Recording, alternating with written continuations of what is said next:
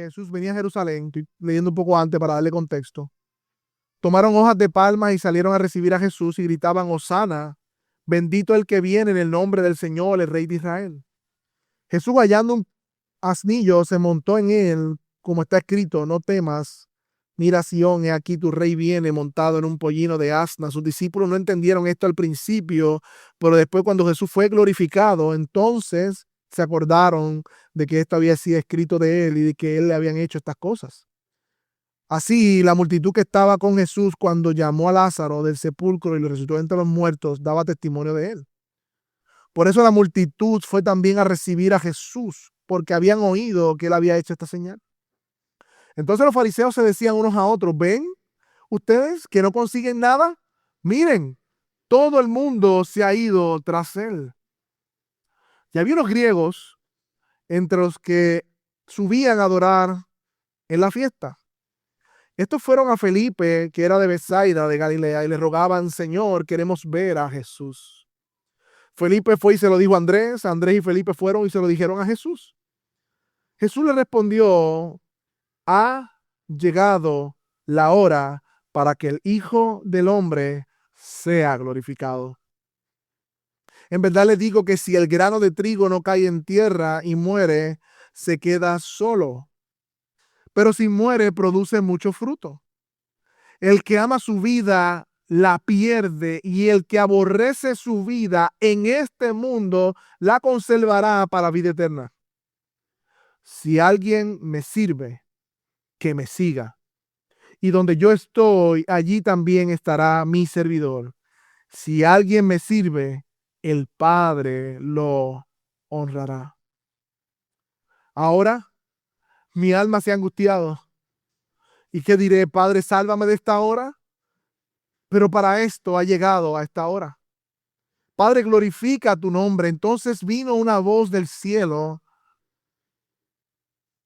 y lo he glorificado, y de nuevo lo glorificaré. Por eso la multitud que estaba allí y la oyó, la voz decía que había sido un trueno, otros decían un ángel le había hablado. Jesús les dijo: esta voz no ha venido por mi causa, no causa mía, sino por causa de ustedes. Ya está aquí el juicio de este mundo. Ahora el príncipe de este mundo será echado fuera. Pero yo, si soy levantado de entre la tierra, atraeré todos a mí mismo. Versículo 33. Pero él decía esto para indicar la clase de muerte que iba a morir. Gracias, Padre, por tu palabra. Yo creo que todos aquí de alguna manera sabemos lo que es una paradoja, sea que nos enseñaron porque nos criaron en casa, nos dieron homeschooling, o sea porque fuimos a la escuela. Siempre en la clase de español se nos enseña lo que es una paradoja, una figura del lenguaje que utilizan muchos escritores, y se le dice que es una aparente contradicción. A primera vista parece absurdo lo que se dice o contradictorio, pero si miras de cerca la paradoja, realmente hay una verdad profunda que se expresa de manera paradójica, valga la redundancia. Y la vida cristiana está llena de paradojas. A mí me gusta llamarle tensiones, pero paradojas también se le puede decir. Un aparente contradicción. Por ejemplo, Jesús le dijo a sus discípulos: el que quiera ser primero, ¿qué? Sea el último. Pablo, hablando a los corintios, le dice: cuando yo soy débil, entonces soy fuerte. Pero la paradoja que nos toca hoy mirar son varias. Hay una de ellas que dice: el que quiera salvar su vida, la perderá, mas el que la pierda, la ganará. Y mis hermanos, en esta porción que tenemos hoy, llegamos al corazón de la paradoja de la historia o del mensaje del Evangelio. Y por eso he titulado este sermón La gloria de la cruz. Quizás estemos acostumbrados a escuchar este término y no vemos la contradicción, pero la cruz no tiene nada de glorioso. La cruz era el instrumento de ejecutar a los criminales detestables por la sociedad, Pero nosotros hoy decimos que esa cruz es gloriosa. Mis hermanos, hoy veremos la gloria de la cruz y veremos tres cosas, mis hermanos. Veremos esta primera solicitud de los griegos ver a Jesús. Veremos entonces la hora de la gloria de la cruz y veremos en tercer lugar Cristo, nuestro ejemplo de gloria. Esas tres cosas vamos a ver en este tiempo. Así que hoy continuamos nuestra serie expositiva del Evangelio de Juan, capítulo 12, versículos 20 al 33. Recuerde que estamos en la última parte del libro de las señales. Ya ha pasado todas las señales, los milagros, los discursos. Ya se aproxima esa cena íntima de los discípulos con Jesús y las últimas palabras que Jesús le dedica a sus discípulos, que Juan toma básicamente 4 o 5 capítulos para dejarnos eso allí. Ningún otro evangelista tiene tanto acerca de ese momento como Juan. Eso nos dice algo, ¿verdad?, de la intención de Juan. Y nos encontramos en la última reacción del milagro de la resurrección de Lázaro. Vimos que unos reaccionan conspirando contra Jesús, sus amigos lo adoran, la multitud lo quiere hacer rey político, pero vemos ahora unos griegos que buscan a Jesús. Así que veamos en primer lugar, mis hermanos, el versículo 20, una solicitud para ver a Jesús. Dice que había unos griegos entre los que subían a adorar la fiesta y estos fueron a Felipe, que era de Betsaida de Galilea, y le rogaban: Señor, queremos ver a Jesús. De nuevo, mis hermanos, es interesante notar que de los 4 evangelios, Juan retrata que hay unos griegos que suben a la fiesta. Ningún otro evangelio retrata esto o nos narra esto. Y esto de subir a la fiesta nos dice que estos griegos, estas personas que no eran judías, por eso dice griego, los especifica, estaban subiendo para adorar a una fiesta que era judía. Estaban subiendo para hacer un acto que los judíos estaban obligados a hacer por la ley. No ellos como gentiles, no ellos como griegos. Es interesante esto. Al parecer estos griegos eran prosélitos, es decir, gentiles que se habían convertido al judaísmo, y habían unos requisitos que se le imponían a estos gentiles para ser contados como prosélitos, como seguidores del judaísmo, aunque nunca llegaban a ser, ¿verdad?, como los judíos de primera categoría, pero sí los aceptaban y tenían ciertos beneficios. En primer lugar, debían ser circuncidados. Se les requería la circuncisión. No es como ahora que hay unos judíos mesiánicos de cartón. Yo espero que estén circuncidados todos ellos aquí en Puerto Rico, que se creen judíos. Pues no hace sentido. Si tú querías convertirte en un judío y proclamar y celebrar las fiestas como un judío, tenías que circuncidarte para ser parte de la señal del pueblo del pacto. También ellos tenían un bautismo ritual de inmersión, en donde era una purificación simbólica de este gentil para aceptarlo como parte del pueblo del pacto. Y también debían ofrecer sacrificio que sellaba y incorporaba a este gentil al pueblo del pacto. Había unos requisitos y parece que estos gentiles eran de estos que habían sido prosélitos y estaban subiendo a la fiesta para adorar. Y dice el texto que le rogaban a los discípulos: Señor, queremos ver a Jesús. Esta palabra que se traduce como rogar es como pidiendo o demandando una audiencia con Jesús. Ellos querían verlo y lo más seguro que querían tener un tiempo con él aparte para investigarlo. Recordemos algo, los griegos tienen una gran influencia de los filósofos de aquel tiempo, de aquel momento, y el conocimiento, el entendimiento, la sabiduría humana era para ellos algo muy importante. Y dice el texto que fueron a Felipe. Felipe es un nombre griego, aunque Felipe era judío. Seguramente quizás lo conocían por el lugar de donde viene y van a él primero. Dice el versículo 22 que Felipe se lo dijo a Andrés, y Andrés y Felipe fueron y se lo dieron a Jesús. Parece que Felipe no sabía qué hacer. ¿Qué hago? ¿Lo llevo a Jesús? Déjame buscar una segunda opinión. Y va Andrés y le dice: Andrés, ¿qué hacemos con estos griegos que quieren ver a Jesús? ¿Los llevamos? ¿Qué hacemos? Tú dime. Pero parece que Andrés no le dio soluciones tampoco. Andrés estaba un poco perdido. Y dicen: pues vamos a preguntarle, ¿qué más da? Que nos regañen cualquier cosa. Y entre los dos deciden ir a Jesús para decirle. Y al menos yo esperaba en este pasaje, no sé ustedes, por la narrativa, que Jesús recibiera a estos griegos, que les predicara y que preparara un discurso, porque como dice en Juan 10, Jesús tenía ovejas fuera del redil de los israelitas. Había otro redil que él tenía que traer unas ovejas. Aquí están estas ovejas de otro redil. Quizás Jesús debía o iba a sentarse con ellos y hablarles del evangelio. No se está claro si los gentiles si realmente vieron a Jesús cuando Jesús da la respuesta. Al parecer no, al parecer Jesús da la respuesta a los discípulos. Eso no ocurre, mis hermanos. Sino que lo que ocurre es que cuando los discípulos le dicen a Jesús, hay unos griegos que quieren verte, ¿saben lo que hace Jesús? Le contesta en el versículo 23 y en segundo lugar veremos la gloria, la hora de la gloria de la cruz. Ha llegado la hora para que el Hijo del Hombre sea glorificado. Esa fue la respuesta que Jesús le da a los discípulos. Y muchos comentaristas reseñan que esta solicitud de los griegos fue como la gota que colmó el vaso del tiempo indicado para que el Hijo del Hombre anunciara que va a ser glorificado. Porque Jesús dice, ha llegado la hora. ¿Pero cuál hora, Jesús? No entendemos. Y Jesús dice que ha llegado la hora. Y claramente la hora se refiere a la hora de entregar su vida como sacrificio, como ofrenda por el pecado. En otras palabras, la hora de recibir la ira de Dios por los pecados de sus elegidos.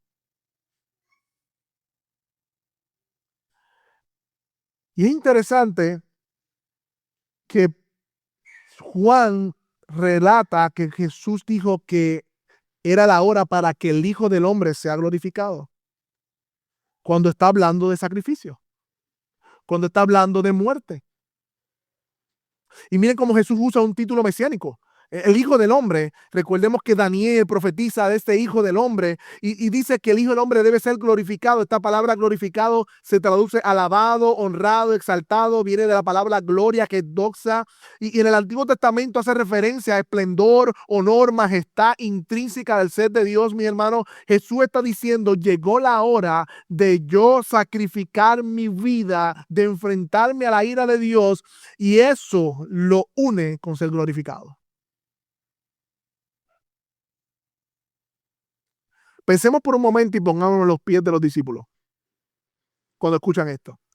Ellos acababan de entrar con Jesús a Jerusalén y miles de personas le estaban aclamando, Señor, sálvanos ahora, Hosana, sálvanos ahora, bendito el que viene en el nombre del Señor. Tiraban sus mantos, tiraban las palmas. Entonces Jesús dice, no, ahora llegó la hora de ser glorificado. La pregunta sería, ¿pero ya Jesús no fue glorificado cuando entró por las puertas de Jerusalén?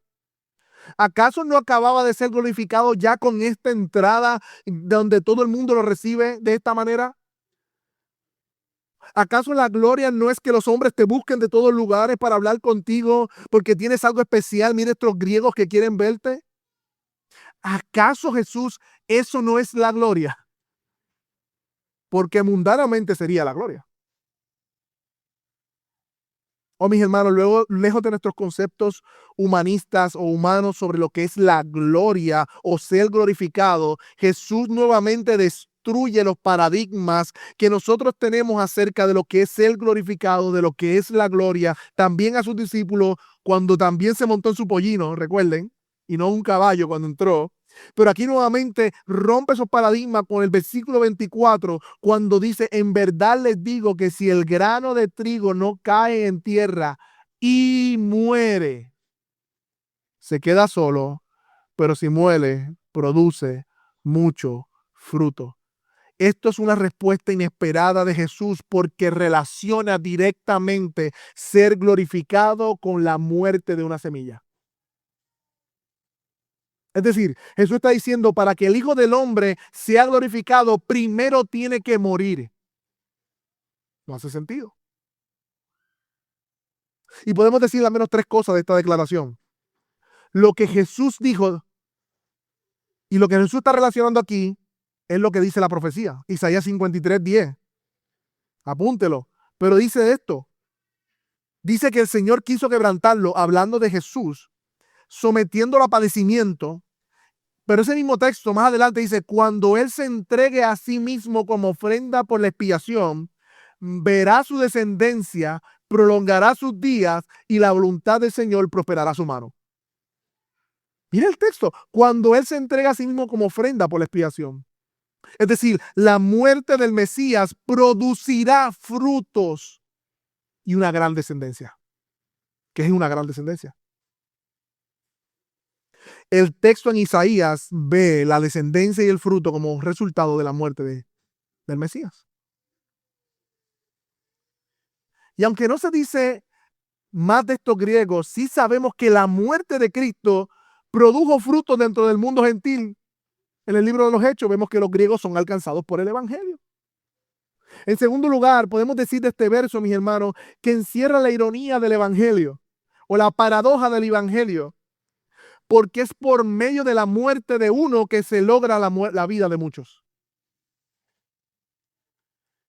La muerte de Cristo en la cruz fue el medio por el cual Dios trajo a sus hijos a la vida. No fueron los milagros, no era el cambio político, no eran las expectativas terrenales de estos judíos que querían hacerle rey, sino que fue por medio de la gloria de la cruz que Dios trajo vida, mis hermanos, a los que estaban muertos. Miren esto, el Dios eterno que tiene la vida en sí mismo se hizo hombre para entregar su vida para que aquellos que no tienen vida alcanzaran la vida por medio de su muerte. Voy de nuevo porque sé que es como un trabalengua. El Dios eterno que tiene vida en sí mismo se hizo hombre para entregar su vida, para que aquellos que no tenían vida alcanzaran la vida por medio de su muerte. Y por eso la ilustración de la semilla es clave y Jesús habla en su idioma para que ellos entiendan. Ellos sembraban, ellos sabían de cultivo. Quizás hoy hablamos aquí de eso y no nos acordamos de la escuela que nos hablaron de eso, de la fauna y cómo las semillas germinan, pero aquí yo creo que nadie trabaja sembrando nada.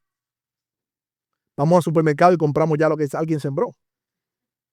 Pero la ilustración de la semilla es clave porque básicamente las plantas, la semilla de la planta tiene que, para poder reproducirse, tiene que morir. Es preciso que se introduzca a la tierra, se pudra y se muera si queremos ver fruto de ella. Si negamos la semilla entrar a la tierra y que muera, entonces no recolectaremos jamás los frutos de ese árbol. De la misma manera, mis hermanos, el Hijo de Dios traería los frutos de Dios, pero el medio por el cual sería glorificado para traer esos frutos era su muerte.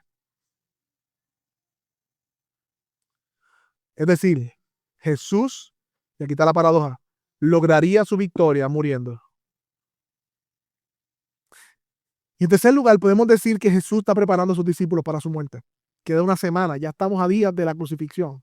Así que Jesús está preparando a sus discípulos para su muerte y comienza a hablarle más abiertamente de su muerte, y ya los próximos capítulos seguirá hablándole más de su muerte. Jesús está preparando sus corazones y debían entender sus discípulos que la percepción de la gloria no era la del mundo, era la del evangelio. La gloria se obtiene muriendo. Y para que tengan claro cómo se ve eso, Jesús no lo deja ahí. Jesús comunica cómo se ve eso claro, versículo 25. Ese es su ejemplo, pero el ejemplo de sus discípulos también. El que ama su vida la pierde. Y el que aborrece su vida en este mundo la conserva para vida eterna. Aquí la palabra amor es la palabra filiar, el fileo. Esta palabra amor es como de cuidar, de guardar, en inglés, mantener caliente, warm.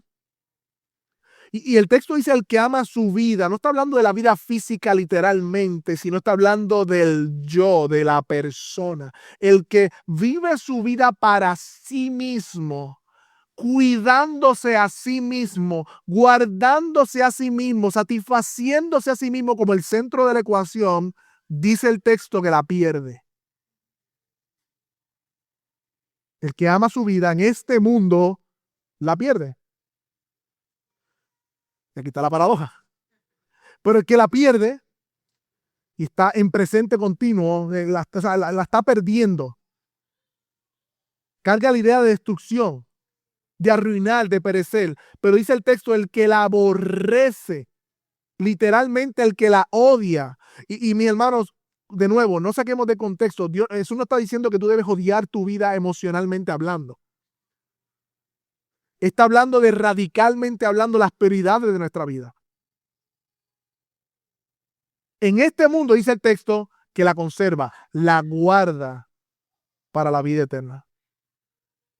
Mis hermanos, este es el principio que guió toda la vida terrenal de Jesús para cumplir la voluntad del Padre.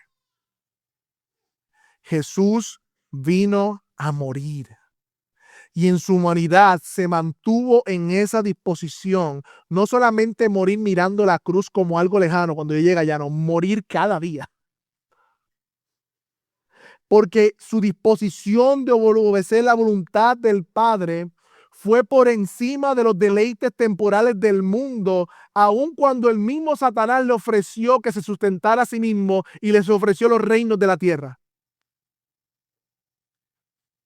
Jesús se negó completamente. No amó su vida en esta tierra, sino que la vivió para obedecer al Padre. De hecho, esta no es la primera vez que Jesús dice algo similar a los que le siguen. Este es el principio del discipulado.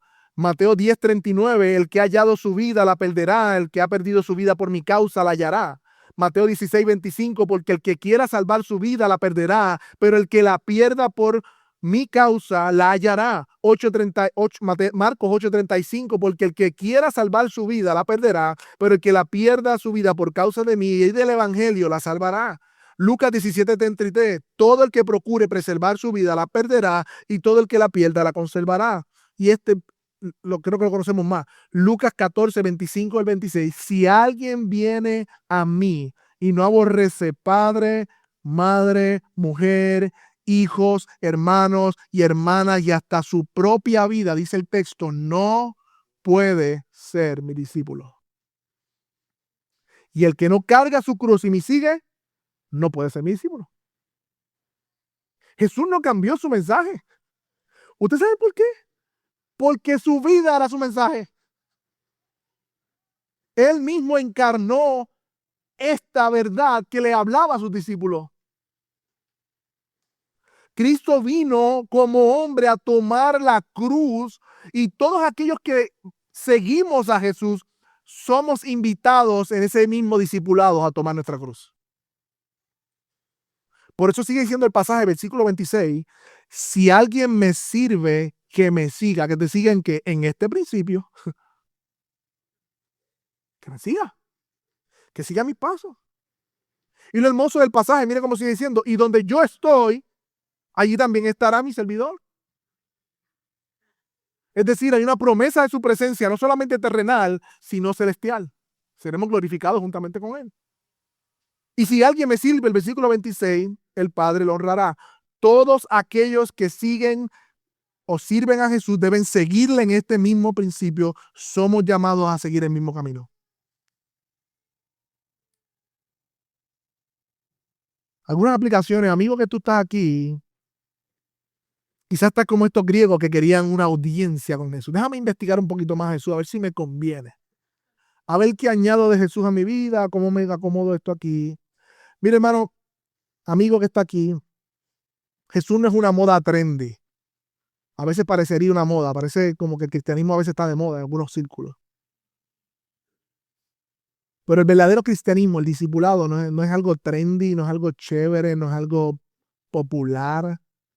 Tampoco el tema de ser mejor persona, tampoco seguir a Jesús es algo para ser mejor que los demás. Según las palabras de Cristo, escúchame, amigo que está aquí, seguir a Cristo es una invitación a morir.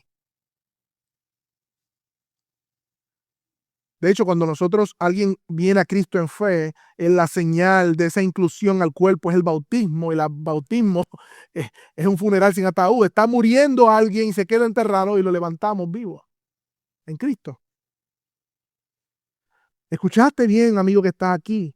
Yo no te estoy predicando como muchos dicen, ven a Cristo para que seas próspero, ni ven a Cristo para que seas sano, ni ven a Cristo para que tus problemas se resuelvan. No, no, no y no. Aunque Cristo Jesús tiene el poder para hacer todas esas cosas en nuestra vida, la razón principal, la que Cristo te llama a seguirle, es para que tú vengas con tu ataúd. Te llama a tomar la cruz, el instrumento de la muerte, cada día y seguirlo. Y la advertencia es clara, amigo que estás aquí, si no has venido a Cristo. Si amas tu vida, tu yo, lo que tú eres, lo que tú tienes, lo que tú quieres, lo que tú quieres hacer, aparte de Cristo, la perdiste. La pierdes. Y es un presente activo, la estás perdiendo, la estás destruyendo.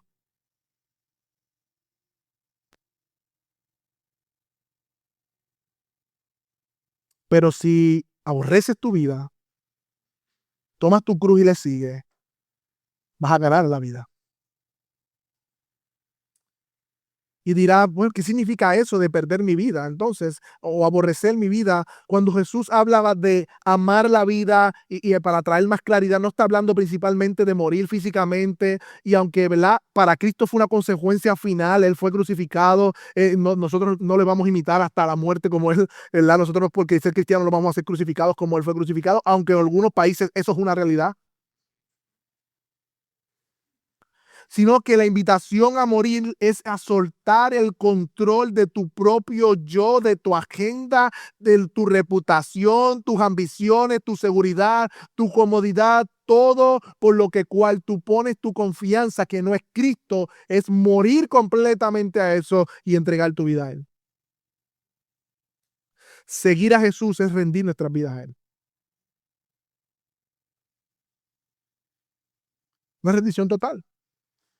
Y Cristo mismo lo vivió. Él no vivió para su propio yo, sino vivió para obedecer al Padre en la misión que le dio. En ese sentido, Jesús aborreció su vida en este mundo, en esta tierra, y en el contexto de nuevo no es algo emocional, sino es una expresión de las prioridades que Jesús tenía. Es decir, aquel que aborrece su vida coloca las prioridades de Cristo por encima de sus propios sentimientos, por encima de sus propios planes, por encima de su familia, por encima de todo lo demás. Cristo es primero. Y dirás, ¿cómo hago eso entonces? Cambiando mi vida, viniendo más a la iglesia, ofrendando, haciendo buenas obras. De nuevo, no, no y no, aunque la verdadera gracia de Dios producirá fruto en nuestra vida, la verdad de ese amigo que está aquí es que tú no puedes hacer eso, tú no puedes lograrlo. Lo único que tú puedes sí hacer es poner toda tu confianza y toda tu fe en Jesús que lo hizo en nuestro lugar. Este versículo no es una ética para ser sacrificados, sino que es una invitación, una declaración de confianza en Jesús. Porque solamente tú puedes soltar, aborrecer tu vida cuando pones tu confianza en aquel a quien tú entregas tu vida. Y Jesús es digno de toda confianza. Pon tu fe en Él, amigo. Síguele, muere y vivirá por primera vez. Amada iglesia, que no se nos olvide, aquí las palabras que leemos en este texto salen de la segunda persona divina de la Trinidad, encarnada en Jesús. El Hijo de Dios descendió del cielo dejando su gloria no para montar un castillo y para montar una empresa, ni para vivir su vida satisfaciendo su carne. Recordemos, mis hermanos, que estamos hablando de Dios mismo, eterno, juntamente con el Padre y con el Espíritu Santo, que se hizo verdaderamente hombre. Y como hombre, mis hermanos, Él padeció, sintió las inclinaciones carnales que nos llevan a nosotros a ponernos como el centro de la ecuación de nuestra vida. Él también vivió esa tensión y él también fue tentado en la carne a servirse a sí mismo y amarse a sí mismo más que la voluntad de Dios. Pero como hijo de Dios, como el hijo del hombre, no vivió así, mi hermano. Sino que la cruz del Calvario simplemente es el resultado de su yo crucificado. Él verdaderamente tomó la cruz en su corazón y el resultado fue que la tomó realmente hasta el Golgota. Hermanos, que estamos aquí, Iglesia Bíblica Metro, nosotros servimos a un Dios que murió sacrificando su vida. Murió crucificado. Y Él nos invita a seguirle. Por eso, como discípulos de Jesús, aprendices de Jesús, seguimos sus pisadas. Me encanta como Pablo le dice a los Gálatas, con Cristo estoy juntamente crucificado y ya no vivo yo, mas vive Cristo en mí, y lo que ahora vivo en la carne, lo vivo en la fe del Hijo de Dios, el cual me amó y se entregó por mí. De nuevo, parece una paradoja.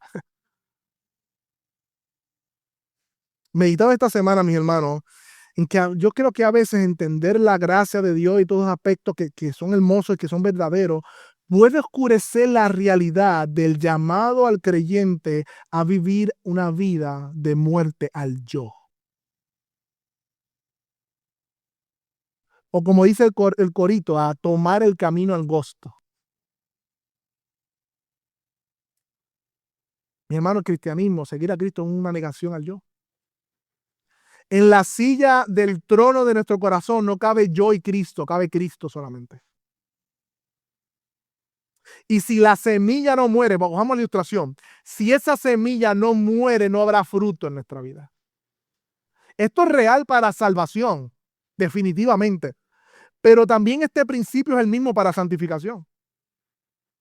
El fruto del Espíritu que nos asemeja a Cristo no es una otra cosa que la muerte al yo cada día, mis hermanos. Así como Jesús tomó su cruz y fue glorificado, así nosotros, camino a nuestra glorificación, tomamos nuestra cruz y seguimos a Cristo. El camino a ser santo, y esta como imagen vino a mi mente, tiene muchos abismos que no podemos cruzar. Pero si cargamos la cruz de Cristo, servirá como puente para seguir caminando hacia nuestra santificación.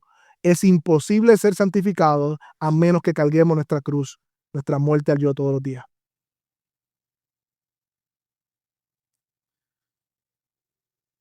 Sabemos que hay verdadera santidad, como predicó nuestro hermano Julián el domingo pasado, cuando hay una obediencia por amor a Dios, pero eso no implica que no habrá una muerte al yo. Algún aspecto de nuestra vida, sea nuestro matrimonio, sea nuestro trabajo, sean nuestras agendas, planes. Yo no estoy diciendo que para servir a Dios tenemos que dejarlo todo y salir corriendo. No, pero sí hay que abandonar el trono, eso sí. Y puede ser que te quedes en el mismo trabajo o puede ser que Dios te pida tu trabajo. Eso no es la misma regla para todo el mundo. Puede ser que te cueste doblegar el orgullo en una área que otra persona no necesariamente tiene que hacerlo, pero Dios está ante el trono.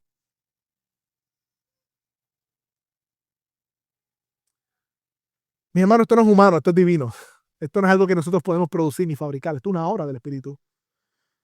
No podemos hacerlo en nuestra carne, no podemos cambiarnos a nosotros mismos a menos que contemplemos a Jesús que abrió camino, que Él fue quien tomó la cruz en nuestro lugar, murió por nuestros pecados para darnos ejemplo y que nosotros sigamos su pisada. Porque es la meditación, mis hermanos, la apreciación de este evangelio glorioso, de ver al Hijo de Dios rechazando la gloria para morir como un criminal, para el perdón de nuestros pecados. Es esa meditación constante la que me llevará a mí a morir al yo. Pero jamás pensemos, mis hermanos, que esto fue un bajo costo, sino que Cristo pagó un alto precio para nuestra salvación y nuestra santificación. Por eso veamos en último lugar, Cristo, nuestro ejemplo de gloria. Ya vimos, ¿verdad?, cómo estos griegos se acercan. Esta conversación abre entonces el punto de que llegó la hora. Segundo punto que vimos, y la hora de ser glorificado tiene que ver con morir, tiene que ver con esa semilla que muere, con negar nuestra vida. Pero ahora veamos un ejemplo vivo y real de nuestro Señor Jesucristo lidiando en su propio corazón como hombre y como Dios con la misión que Dios le dio. Versículo 27. Mi alma se ha angustiado. Y diré, Padre, sálvame de esta hora. Pero para esto ha llegado esta hora. Padre, glorifica tu nombre. Mis hermanos, esto no son palabras livianas. Este pasaje se dice que es el pequeño Getsemaní de Juan, porque Juan no retrata lo que pasó en Getsemaní, donde Jesús va con sus discípulos a orar y, ¿verdad? Y dice, te pido que pases de mí esta copa. Eso Juan no lo retrata en su evangelio. Pero aquí sí, aquí hay un pequeño Getsemaní, donde Juan recoge esta tensión de Jesús en su corazón y la angustia que le producía el saber que llegaba su hora. Esta palabra como estoy angustiado carga la idea de una aflicción, una gran aflicción interna, es una conmoción interna. No es como nosotros, ay, me siento mal y realmente es porque no comimos algo que queríamos. No estamos hablando de esas boberías que nosotros. Estamos hablando de una conmoción interna del Hijo de Dios, una gran angustia. De hecho, la palabra se traduce también como agitación interior o tortura. Jesús le dice a sus discípulos, llegó la hora de enfrentarme al Padre y hay gran angustia en mi corazón. En mi alma está angustiada. Pero ¿por qué se angustió, mis amados hermanos? ¿Por qué Jesús, el Hijo de Dios, se angustió aquí o en Getsemaní? ¿Por qué, mis hermanos? Yo no creo que haya sido por temor a los romanos o al dolor físico, aunque fue doloroso y todo eso. Yo creo que la clave está en Getsemaní, cuando Jesús dice, Padre, si es posible, pasa de mí esta copa. Mis hermanos, la imagen de la copa no hace referencia principalmente al sufrimiento físico en la cruz, sino que hace referencia a la copa de la ira, del juicio de Dios que Jesús estaría enfrentando en la cruz del Calvario. En el Antiguo Testamento la copa era una metáfora recurrente de la ira divina y muchas ocasiones, por ejemplo, en el Salmo 75 dice, porque el cáliz o la copa, es la misma palabra, está en la mano del Señor y vino fermentado, lleno de mixtura y derramado él mismo, hasta el fondo lo tomarán y lo beberán todos los impíos de la tierra, hablando del juicio de Dios que traerá sobre la tierra, sobre los impíos. En Isaías 51:17 dice, porque la mano del Señor bebimos del cáliz de su ira o de la copa de su ira. Por tanto, mis hermanos, la angustia de Jesús era porque sabía que había llegado la hora de ser glorificado, que implicaba muerte, pero esa muerte no era cualquier muerte, era una muerte que enfrentaría la misma ira de Dios por todos los pecados que serían puestos sobre él. Y tratemos esto es difícil, es complicado, pero estamos hablando del Dios Santo, el Dios eterno, que no había experimentado cosa igual, no había pecado, no sabe lo que es pecado, él nunca había pecado, él era puro, santo, y sobre él iban a ser puestos todos nuestros asquerosos pecados que hemos cometido desde que nacimos hasta que morimos, iban a ser puestos sobre él y iba a ser culpable de cada uno de ellos, y el Padre iba a pagar sobre su propio Hijo la condena de cada uno de los pecados, de las traiciones cómicas que hemos hecho contra el Dios Santo. Él iba a enfrentarse a su Padre. Y él sabía que su Padre era santo y justo y sabía lo que le esperaba.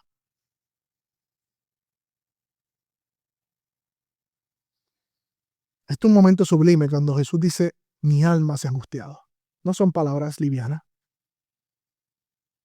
Es algo aterrador lo que Jesús está a punto de enfrentar.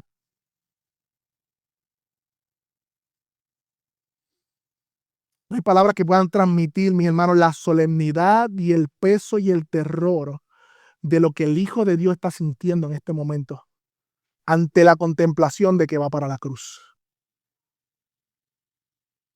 Por eso Jesús simplemente dice mi angustia. De hecho, Lucas más adelante retrata que sus gotas eran como sudor de sangre en Getsemaní.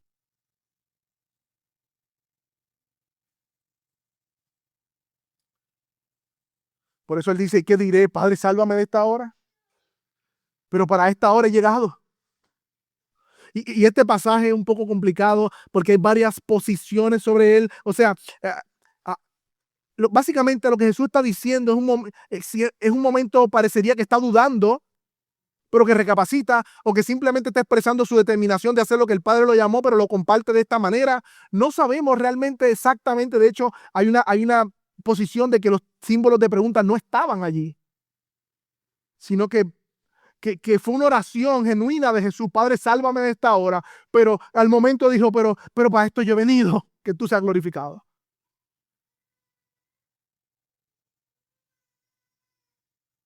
Pero lo que tenemos aquí, mi hermano, realmente es una lucha real del Hijo de Dios en su interior, sabiendo lo que venía y orando como oró en Getsemaní. Si es posible, Señor, si es posible, todas las cosas son posibles. Pasa de mí esta copa, pero que no se haga mi voluntad, dijo Jesús. Y aquí, aunque no dice esas palabras, el versículo 28 es como si dijera esas palabras: Padre, glorifícate. Padre, glorifica tu nombre. La angustia es real. Voy a enfrentarme a tu ira. He orado para poder ser librado en su humanidad, pero Él sabe que ha llegado la hora. Y dice: Padre, glorifica tu nombre. Nuestro amado Salvador, sabiendo que se acercaba la hora de la cruz, termina su oración pidiendo que el nombre del Padre sea glorificado. Pero ¿qué significa esto, mis hermanos? Significa que el anhelo de Jesús, ese es su muerte al yo, ese es el anhelo de Jesús, está por encima de salvar su propia vida, por encima de evitar el dolor y la ira y los 1000 infiernos que iba a sufrir en la cruz. Por encima de todo eso, Él quería que el nombre del Padre fuera glorificado y estaba dispuesto a tomar toda la copa de la ira de Dios por nuestros pecados para cumplir la redención. Y por eso fue a la cruz, porque Él perdió su vida para ganarla. Amados hermanos, yo creo que tú escuches el Evangelio. Lo hemos escuchado desde las canciones y todo lo demás. Pero presta atención. El Hijo de Dios glorificó completamente y verdaderamente al Padre en su vida como hombre. Es decir, como nuestro representante, Él vivió para la gloria de Dios y murió por nuestros pecados. Cuando nosotros leemos este pasaje aquí de que su alma se había angustiado, es debido a que Jesús verdaderamente tomó nuestros pecados sobre Él. Al que no conoció pecado, dice Pablo en su carta a los Corintios, por nosotros Dios lo hizo pecado para que nosotros fuésemos hechos justicia de Dios en Él. Pero no es una justicia barata, no es una gracia barata. Él fue una cruz a enfrentarse a la misma ira de su Padre para recibir el castigo justo por nuestros pecados. El Padre le dio a beber a su amado Hijo la copa de la ira por los pecados que Él no cometió, pero que tú y yo sí cometimos. Mis hermanos, esta es la única garantía que tenemos como creyentes de la paz que tenemos, porque nuestros pecados han sido verdaderamente depositados sobre nuestro sustituto Jesús. Él cargó con nuestras rebeliones. Él cargó verdaderamente con nuestros pecados. Por eso tú y yo podemos experimentar paz, verdadera paz con Dios. Jesús no estaba haciendo un drama, ay, qué angustiado estoy. No, no, es de verdad que está angustiado.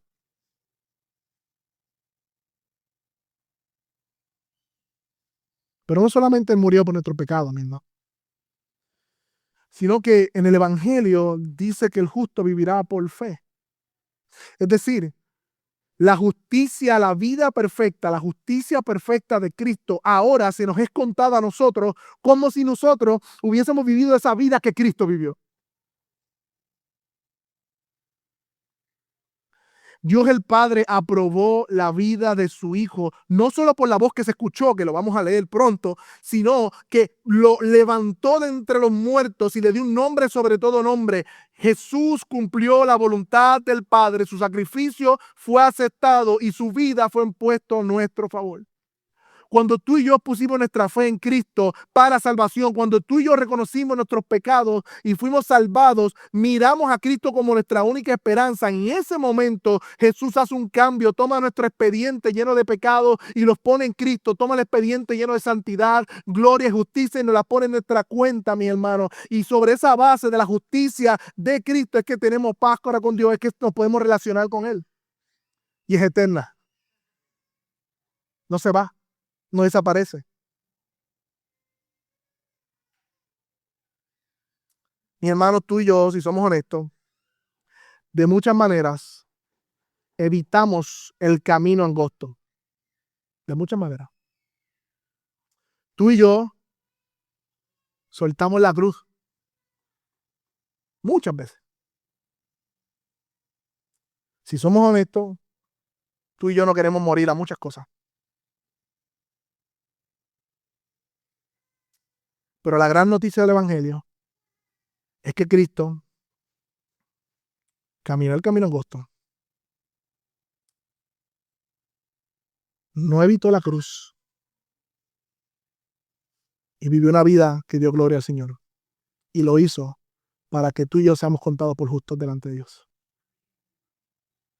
Mi relación con el Padre entonces no depende de mi desempeño, sino de esa justicia que Cristo alcanzó y que me es regalada por medio de la fe. Esa es la paradoja del Evangelio. Todo el mundo piensa que tiene que hacer algo para llegar al cielo. Lo único que tú puedes para llegar al cielo es recibir como un regalo lo que Cristo hizo en la cruz del Calvario, mi hermano. Tú no puedes llegar al cielo en tus propias escaleras de obra o que dejaste de hacer lo que hiciste hacer. Tú la única manera que puedes llegar al cielo es confiando en lo que Cristo hizo, en la obra de Cristo, y Dios te dará su justicia y por eso llegarás al cielo. Y cuando tú y yo olvidamos esa verdad, dejamos de experimentar en nuestra vida las realidades de las bendiciones espirituales que ya tenemos en Cristo. Y por eso el pecado avanza en nuestra vida.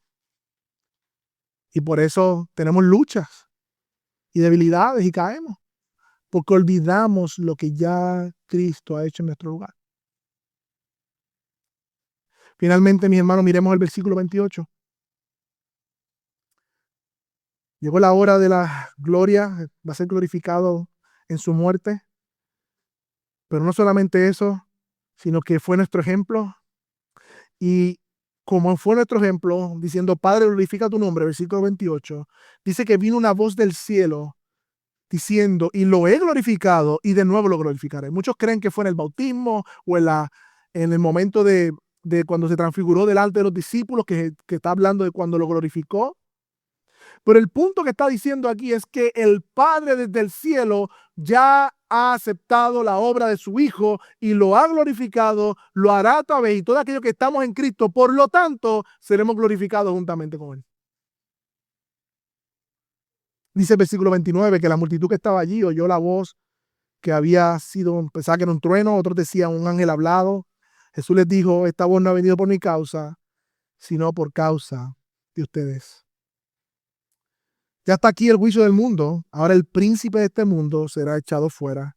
Pero si soy levantado de la tierra, traeré a todos a mí mismo. Pero él decía esto, miren mis hermanos, ¿por qué él decía esto? Indicando la clase de muerte que iba a morir. La próxima ocasión vamos a abundar un poco más acerca del príncipe del mundo y que se fuera. Es un tema que tenemos que ir un poco más con calma y ya estamos terminando esta predicación. Pero miremos el versículo 32.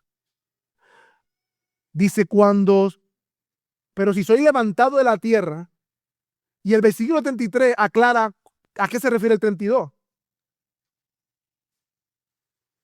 No se trata de la resurrección en este momento, sino se trata del tipo de muerte que iba a morir. Jesús sería levantado de la tierra en un madero. Clavado en un madero, sería levantado, puesto como la señal de la gracia y la misericordia de Dios para este mundo. Por eso él dice, el juicio del mundo está allá, aquí a la puerta. Cuando en el Gólgota, en el Calvario, se levantó la cruz, quedando Jesús suspendido sobre los clavos, dice el texto que esa era la clase de muerte que le iba a morir. Y que de esa manera atraería ¿qué? A todos hacia mí. Y precisamente, mi hermano, hoy celebramos como iglesia, hoy conmemoramos esa sangre derramada en la cruz del Calvario para el perdón de nuestros pecados por medio de la cena. La cena del Señor no es otra cosa que el recordatorio de aquellos que hemos sido alcanzados por Él, por su sangre preciosa, de la muerte de Jesús en lugar nuestro y del nuevo pacto que inauguró en su sangre. Así que vamos a orar para prepararnos en reverencia al Señor.